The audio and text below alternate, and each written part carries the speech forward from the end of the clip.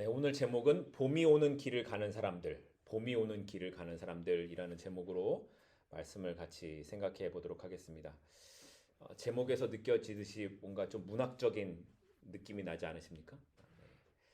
어, 아마 이 시를 들어보셨을 거예요. 지금은 남의 땅 빼앗긴 들에도 봄은 오는가. 나는 온몸에 햇살을 받고 푸른 하늘, 푸른 들이 맞붙은 곳으로 가르마 같은 논길을 따라 꿈속을 가득 걸어만 간다. 이 시는 여러분들 아마 한 번쯤은 들어보셨을 이상화의 빼앗긴 들에도 봄은 오는가 하는 시입니다. 아, 저희 세대는 고등학교 국어 시간에 배운 시여서 공부를 열심히 하셨던 분들은 아마 외우기도 하셨을 겁니다. 이상화 시인은 일제 강점기의 암울한 현실을 살아가면서 과연 빼앗긴 조국, 이 땅에도 봄이 다시 찾아올 수 있는가를 탄식하며 꿈을 꾸며 이 시를 썼습니다. 그래서 들은 빼앗긴 국토를 상징하고 봄은 광복을 표현하는 이중적인 표현이다. 이런 내용을 국어 시간에 아마 배우셨을 겁니다. 당시 저항시로 불렸던 이런 내용들은 비록 지금은 암울한 상황이고 고난과 어려움에 처한 상황이지만 그것에 굴하지 않고 소망을 품고 나아가자라는 내용을 이 시라는 문학을 통해 사람들에게 전해주었던 거죠. 그런데 사실 이렇게 사는 것, 이 시와 같은 마음으로 사는 것이 쉽지 않습니다. 그래서 윤동주나 이육사 같은 시인들은 일본에게 잡혀서 고문을 당하다가 죽게 되죠. 그러니까 고난에서도 자신의 그 길을 계속 가자라고 생각하는 것과 그 삶을 살아가는 것에는 우리도 알듯이 많은 차이가 있습니다. 그런데 우리가 계속 묵상하고 있는 사도행전의 두 사도 바울과 바나바의 삶도 이랬습니다. 그들은 고난을 당하지만 그 길을 계속 가는 겁니다. 어떤 상황이 있어도 멈추지 않고 가야 하는 길이라 생각하면 계속 가고 있는 거죠. 버가에서 풍토병에 걸려 선교의 길이 막혔을 때에 바나바와 바울이 어떻게 했습니까? 험한 산을 올라서 비시디아 안디옥으로 가 복음을 전하기로 결정했습니다. 그리고 비시디아 안디옥에서 복음을 전하다가 유대인들에게 쫓겨나 이고니온에 갔을 때는 어떻게 됐습니까? 거기서도 복음을 전하다가 돌에 맞아 죽을 것 같은 상황이 되자 루스드라라는 곳으로 옮겨 복음을 전하기 시작했습니다. 그런데 그렇게 도망을 왔던 루스드라에서는 어떤 일이 있었습니까? 우리가 두 주 전에 살펴본 것처럼 평생 일어서지도 못하던 장애인을 고쳐주었고 그 일로 루스드라 사람들에게 신처럼 불려지는 그런 일들을 경험했습니다. 심지어 그 루스드라의 제사장이 바울과 바나바에게 와서 제사를 하려고 했었죠. 그런데 오늘 말씀을 보니까 그렇게 바울과 바나바를 대단하게 여겼던 루스드라 사람들이 갑자기 돌변하기 시작합니다. 오늘 본문 19절입니다. 유대인들이 안디옥과 이고니온에서 와서 무리를 충동하니 그들이 돌로 바울을 쳐서 죽은 줄로 알고 시외로 끌어내치니라. 보세요. 본문을 보니까 루스드라에 누가 왔어요? 누가 왔습니까? 유대인들이 왔대요. 그런데 이 사람들이 어디서부터 왔냐면 안디옥과 이고니온에서부터 온 유대인이라는 겁니다. 근데 안디옥에서부터 왔대요. 이게 말이 쉽지. 이 안디옥에서부터 루스드라까지 오는 거리가 쉽지 않은 거리입니다. 거리로만 따지면 약 120마일 정도 되고요.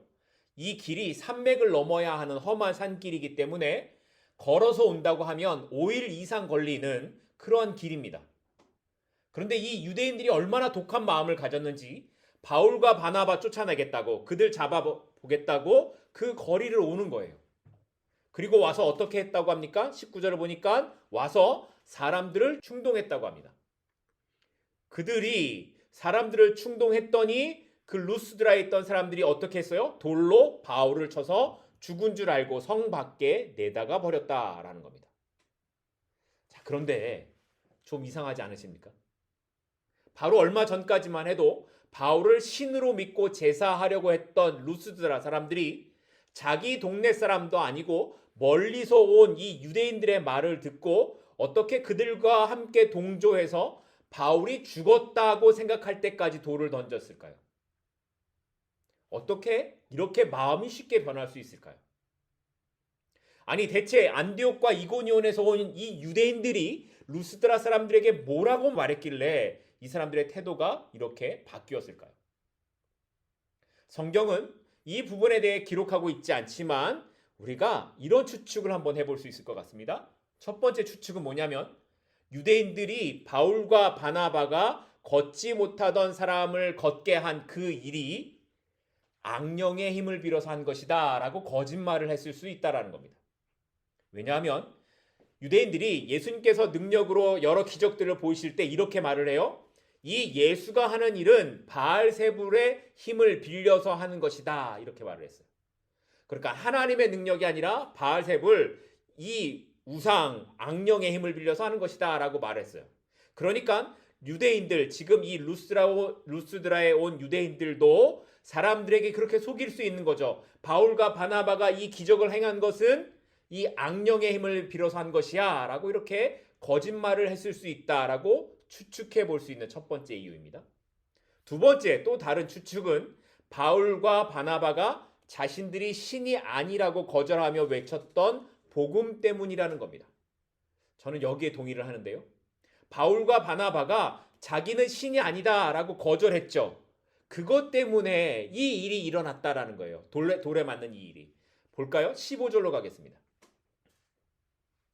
이르되 여러분이 어찌하여 이러한 일을 하느냐? 우리도 여러분과 같은 성정을 가진 사람이라 여러분에게 복음을 전하는 것은 이런 헛된 일을 버리고 천지와 바다와 그 가운데 만물을 지으시고 살아계신 하나님께 돌아오게 함이라. 자, 15절에 제가 읽으면서 강조한 말이 있죠. 바울이 복음을 전하면서 뭐라고 말했습니까? 이런 헛된 일을 버리라 라는 거였습니다. 당시 루스드라 사람들은 그리스 신화를 믿고 있어서 바울과 바나바를 뭐라고 불렀습니까? 제우스와 헤르메스 이렇게 불렀습니다. 이처럼 루스드라 사람들은 신을 섬기는 일에 굉장한 열심이 있었던 사람들이에요. 그러니까 이렇게 신을 섬기는 것에 열심히 있었으니 그 도시에 얼마나 많은 신상과 우상과 그거에 관련된 사업들이 많았겠습니까? 그런데 지금도 그렇지만 옛날에는 신을 섬기는 것이 단순히 제사를 하는 것만을 의미하는 것이 아니라 이것과 연결해서 먹고 사는 사람들이 많이 있었습니다. 뭐 우상 신상도 만들고 또 그거에 또 필요한 제기들도 만들어야 되고 또 재물도 만들어야 되고 여러 가지 사업들이 많이 있었겠죠. 지금으로 말하면 고용과 금융의 문제가 이 우상과 연결되어 있었다라는 거예요. 그런데 바울이 뭐라고 했어요? 이런 모든 것들은 다 헛된 일이니 이것을 다 버려라 라고 했다라는 거예요. 자, 그러면 지금까지 이 일로 먹고 살던 사람들은 어떻게 되겠습니까? 이제 끝나는 거죠. 먹고 사는 게 없어지니까.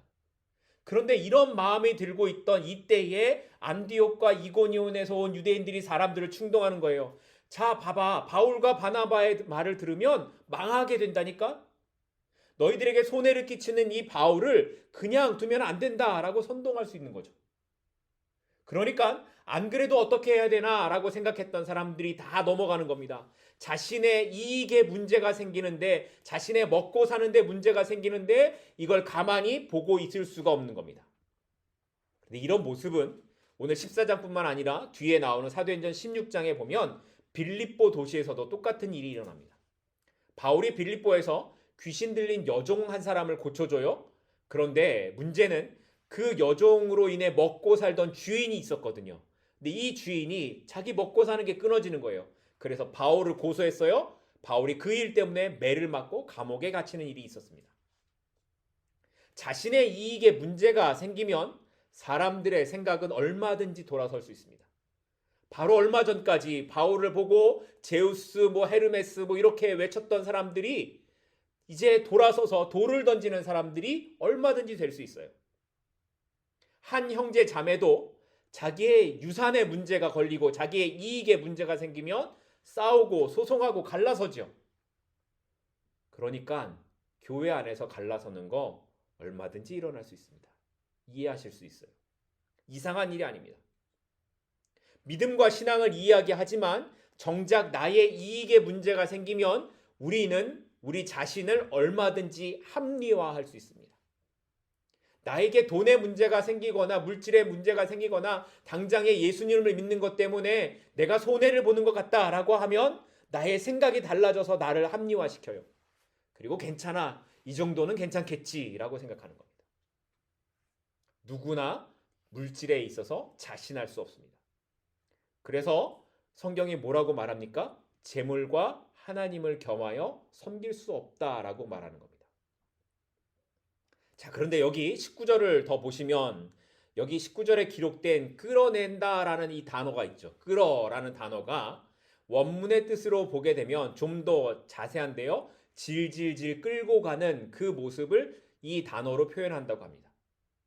그러니까 사람들이 돌에 맞은 바울의 상태를 보고 질질질 끌고 가는 거예요. 거의 죽은 줄 알아서 땅에 끌면서 성 밖에 가져다 버렸다라는 의미라는 겁니다. 이게 말이 됩니까? 바울이 뭐 잘못한 게 없잖아요.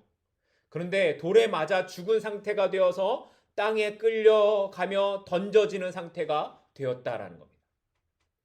돌에 맞을 때 어떻겠습니까? 여러분 상상해 보세요. 돌이 날라와서 머리에 맞고 얼굴에 맞고 그러면 뭐 머리가 터지고 얼굴이 터지고 온 몸이 피투성이가 되었을 겁니다. 돌에 맞아 안 깨진 곳이 없을 겁니다. 그렇게 죽은 상태가 되어서야 사람들이 멈췄다라는 거예요. 사람들에게 영원한 생명을 알려주기 위해 사도 바울이 지금 어려운 길을 걸어오고 있잖아요. 그런데 그 길을 가는 현실이 뭐라는 거예요? 돌에 맞아 죽는 상황이라는 겁니다. 성경이 이걸 이야기하는 거예요.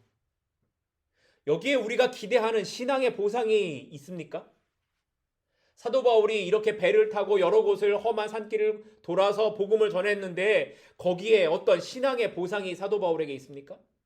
아니요. 바울이 복음을 전하는 결과는 두려움과 위협을 당하는 일이고 그러다 돌에 맞아 죽게 된 것이 그가 살아오고 있는 그리스도인의 삶이라는 것입니다.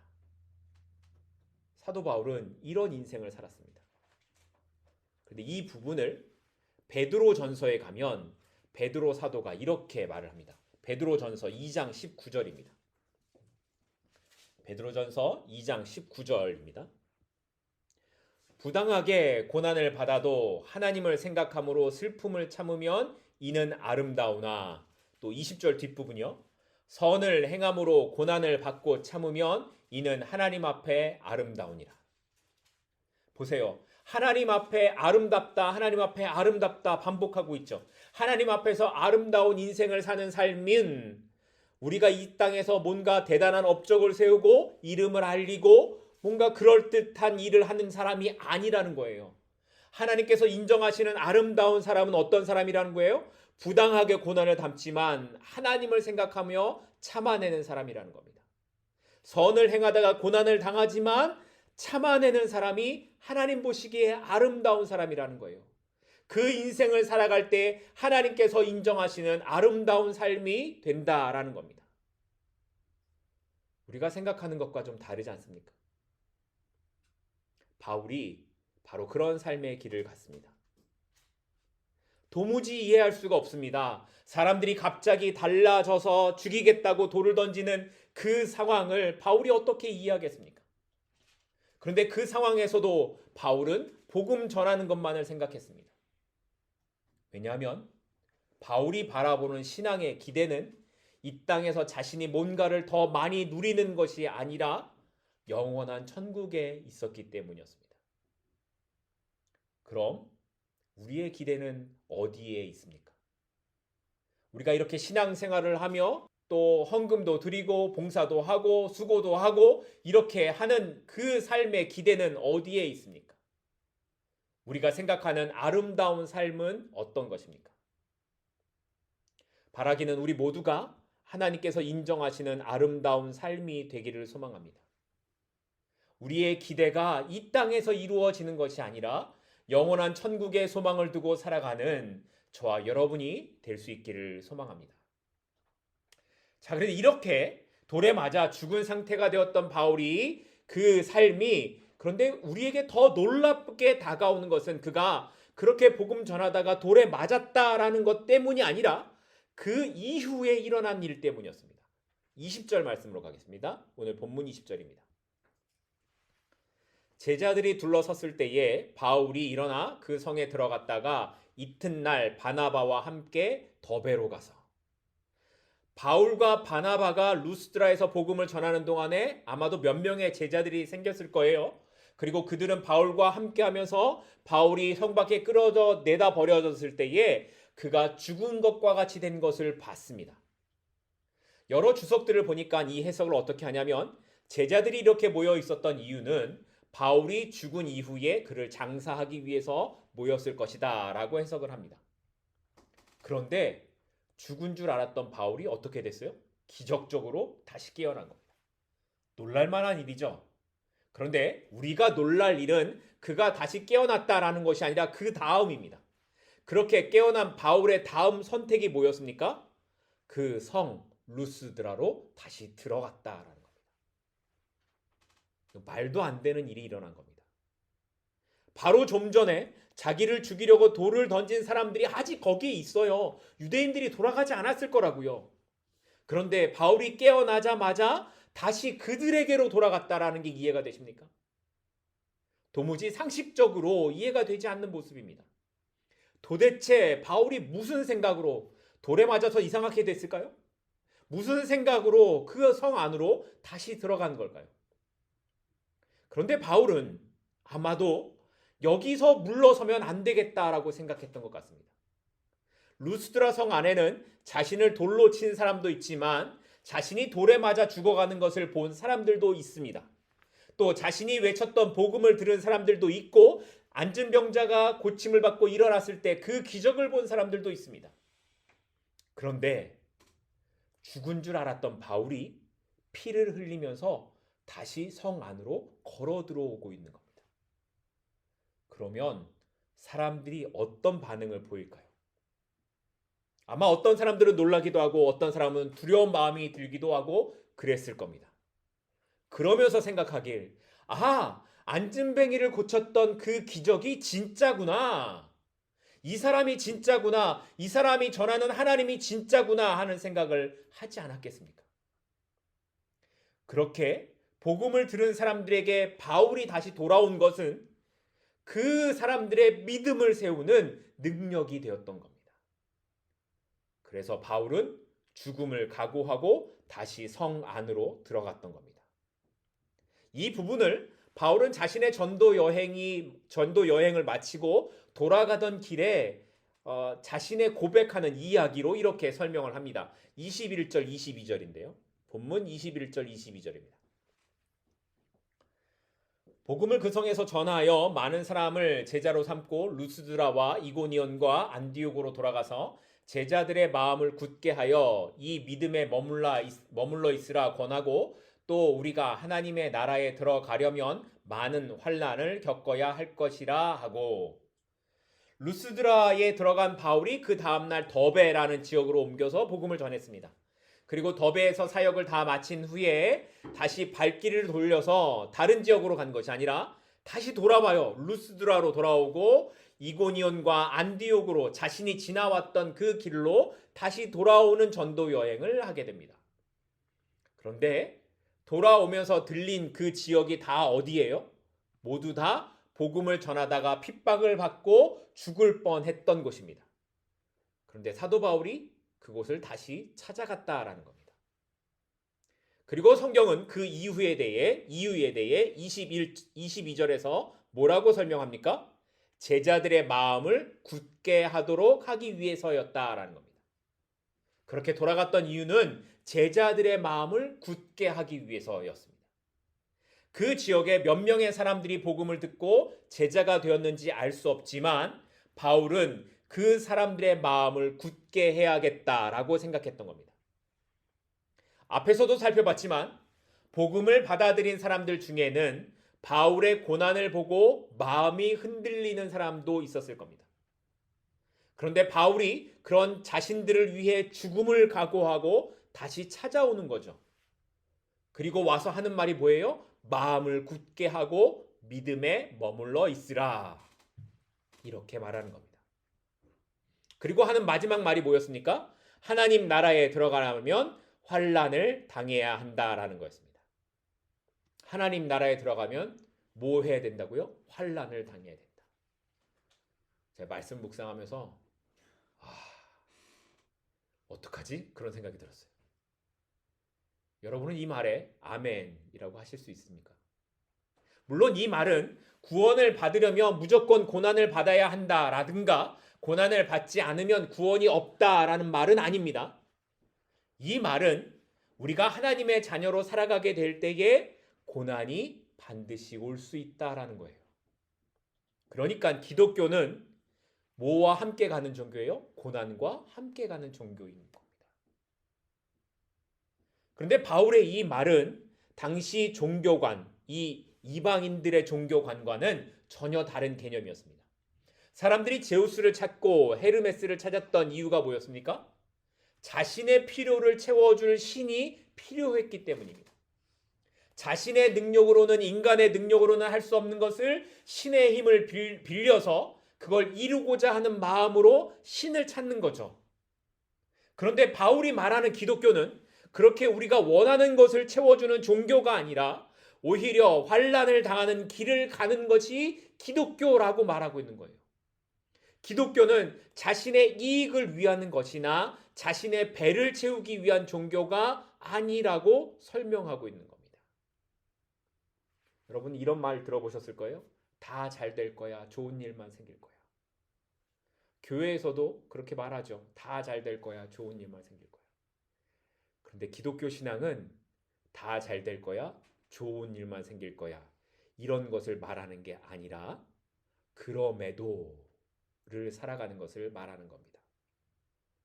고난을 당하고 핍박을 당하지만 그럼에도 내가 다시 돌아온 것처럼 여러분도 그렇게 고난 속에서 당당하게 담대하게 살아가는 것이라고 사도 바울이 자신의 삶으로 보여주고 있는 겁니다. 나중에 우리가 보게 되겠지만 사도행전 20장을 가서 보게 되면 사도 바울이 예루살렘에 가기 전에 에베소에 있을 때에 성령의 음성을 들었다라고 고백하는 장면이 기록되어 있어요. 사도행전 20장 22절 23절인데요. 제가 읽겠습니다. 보라, 이제 나는 성령에 매여 예루살렘으로 가는데 거기서 무슨 일을 당할는지 알지 못하노라. 오직 성령이 각 성에서 내게 증언하여 결박과 환난이 나를 기다린다 하시나. 성령이 각 성에서 내게 증언하여 결박과 환난이 나를 기다린다 하시나. 성령께서 바울에게 하신 말씀이 뭐였다고요? 이번에 예루살렘에 가면 너 잡힐 거야. 너 환난 당할 거야. 이런 말씀을 하셨다라는 거예요. 자, 그럼 어떻게 해야 됩니까? 예루살렘 가지 말아야죠. 성령이 가지 말라고 하시는 것 같은데. 우리가 선교를 하기 위해 준비를 하던 중에 기도하다가 이런 성령의 음성을 들으면 어떻게 해야 되겠습니까? 어떤 생각을 하시겠습니까? 아, 우리가 기도하고 하나님을 배 구했더니 하나님께서 나에게 피할 길을 알려주셨구나. 이렇게 하지 않겠습니까? 그런데 바울은 뭐라고 고백하냐? 사도행전 20장 24절입니다. 내가 달려갈 길과 주 예수께 받은 사명 곧 하나님의 은혜의 복음을 증언하는 일을 마치려 하면은 나의 생명조차 조금도 귀한 것으로 여기지 아니하노라. 하나님의 복음을 전하는 이 사명을 다하기 위해서라면 나의 생명조차 조금도 귀한 것으로 여기지 않겠다고 하는 겁니다. 그리고 예루살렘에 가서 결박을 당합니다. 스스로 가는 겁니다. 그럼 어떻게 사도 바울은 이런 결정을 하는 삶을 살 수 있었을까요? 그가 두려움이 없었기 때문에 그랬을까요? 아닙니다. 그게 두렵지 않은 사람이 어디 있겠습니까? 그렇지만 사도 바울은 이미 그 삶을 경험하는 삶을 살아왔기 때문에 가능한 겁니다. 오늘 본문에서처럼 이미 사도 바울은 그렇게 살아왔기 때문에 그 성령의 음성을 듣고도 가는 것이 가능했던 겁니다. 사도 바울은 바로 그 삶을 지나온 선교지의 형제들에게 보여주고 싶었던 겁니다. 그래서 이렇게 살 수도 있다. 이런 삶이 있다. 그리스도 안에서 이렇게 사는 것이 가능하다라는 것을 보여주고 싶었던 겁니다. 오늘 우리가 살아가다 보면 우리가 사방을 둘러봐도 어디 한 곳 편안한 곳이 없는 그런 시간을 살아갈 때가 있습니다. 정말 신앙을 지키고 말씀대로 정직하고 성실하게 살려고 애를 쓰는데도 삶이 힘들 때가 있습니다. 그런데 그때에 사도 바울이 이렇게 우리에게 말해요. 나를 보라고. 내가 고난을 당했지만 그럼에도 내가 다시 돌아오지 않았냐고. 그럼에도 주님과 함께 가는 이 길을 포기할 수 없지 않냐고. 나를 보고 같이 가지 않겠냐고 말씀하고 있는 겁니다. 이렇게 성도는 그럼에도의 시간을 살아가야 하고 또 그렇게 살아갈 수 있는 사람입니다. 분명히 그 길로 가는 건 편하지 않습니다. 편하지 않은 게 뻔히 보입니다. 이 선택을 하는 게 나에게 이익이 되지 않는 게 보이고요. 이 선택을 하면 손해를 볼 수 있다라는 게 보입니다. 사람들도 다 그렇게 얘기해요. 사람들도 너 그렇게 가면 너 힘들어, 피곤해져 라고 말합니다. 그럼에도 성도는 그 길을 가겠다라고 결단하는 사람이라는 겁니다. 그게 자기 십자가를 지고 주님을 따르는 삶인 것입니다. 그러면 왜 우리가 이렇게 편하지 않은 삶을 살아가야 할까요? 왜 성도는 이렇게 편하지 않는 삶을 가야 할까요? 베드로후서 2장 21절입니다. 베드로후서 2장 21절입니다.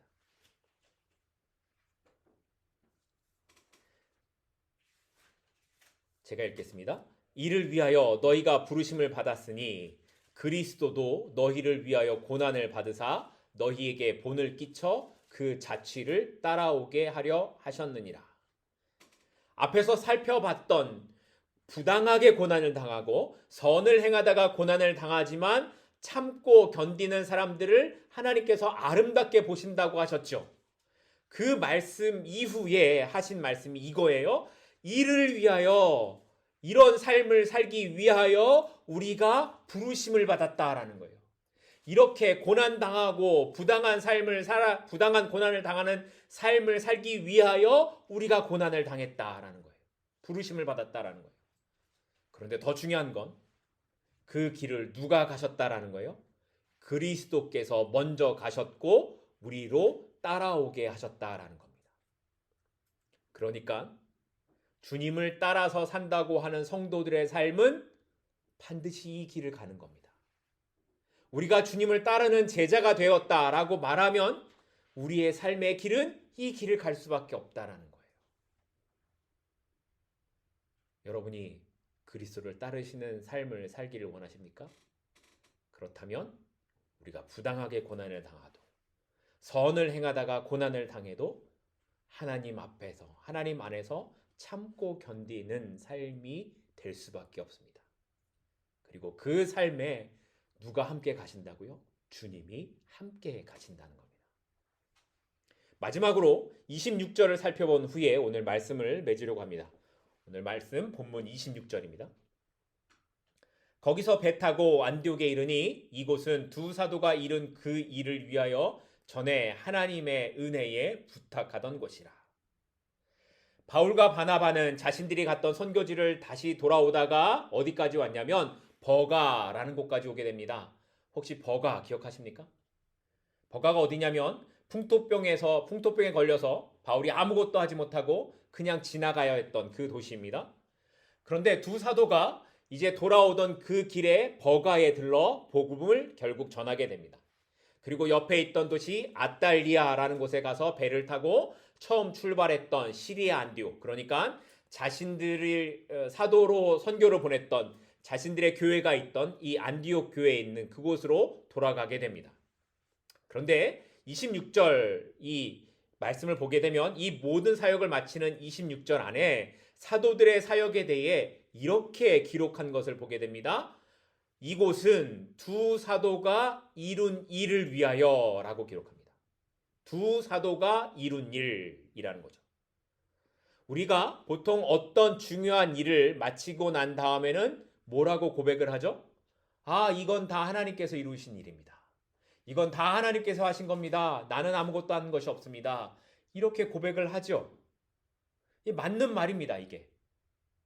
그런데 어떤 의미에서는 맞지만 그런데 또 어떤 의미에서는 아닌 것 같기도 해요. 왜냐하면 성경을 보니까 두 사도가 지나온 이 모든 사역에 관해서 뭐라고 말하냐면 두 사도가 이룬 일이라고 말하기 때문입니다. 하나님이 이룬 일이라고 기록하지 않고요. 두 사도가 이룬 일이라고 해요. 하나님께서는 특별한 방법으로 일을 하기도 하시지만 많은 경우에 하나님의 방법은 누구를 통해 이루어집니까? 사람을 통해 이루어집니다. 하나님께서는 오늘도 기꺼이 자신을 하나님의 사역에 내어드리는 사람을 그래서 찾고 계십니다. 그리고 그 사람을 통해 일하시는 겁니다. 그러니 우리가 그 길을 걷지 않으면 하나님께서는 그 사람을 통해 어떤 일도 일어나지 않게 하시겠죠. 그리고 결국 다른 사람을 통해 그 일을 행하실 겁니다. 그래서 바울과 바나바의 선교를 하나님의 일이지만 두 사도가 이룬 일이라고 기록을 했던 겁니다. 이걸 바꿔서 말하면 어떻게 할 수 있냐면 하나님의 일하심이 곧 나의 사역이다라는 것을 말하는 거죠. 하나님의 일하심이 곧 나의 사역이 되는 삶을 살아야 된다라는 것을 말하는 거죠. 그래서 우리가 주님을 따라가는 삶에는 반드시 하나님이 함께 하신다라는 것을 이야기하는 겁니다. 주의 길이 나의 길이 되고 내가 걸어가는 모든 순간이 하나님께서 함께 하시는 길이 되는 것이기 때문입니다. 주님께서 가신 그 길을 스데반 집사가 갔어요. 그리고 또 누가 갔습니까? 사도 바울이 걸어갔어요. 그 후로도 수많은 믿음의 선배들이 그 길을 갔습니다. 그 하나님의 일이 나의 일이 되도록 그 길을 걸어갔습니다. 그래서 성경이 오늘 우리에게 질문하는 거예요. 우리도 그 길을 갈 수 있겠냐고. 하나님의 그 행하시는 그 일의 길을 나도 갈 수 있겠냐고 질문하고 있는 겁니다. 여러분은 어떻게 살아가시겠습니까? 하나님의 일이 오늘 나의 일이 되도록 살아가실 수 있으시겠습니까? 내가 살아가는 이 삶이, 내가 걸어가는 이 길이 하나님이 가시는 그 길로 그렇게 걸어가실 수 있으시겠습니까? 오늘 이 질문 앞에서 우리의 마음을 하나님 앞에 다시 한번 세우는 저와 여러분이 될 수 있기를 주님의 이름으로 축복합니다. 기도하겠습니다.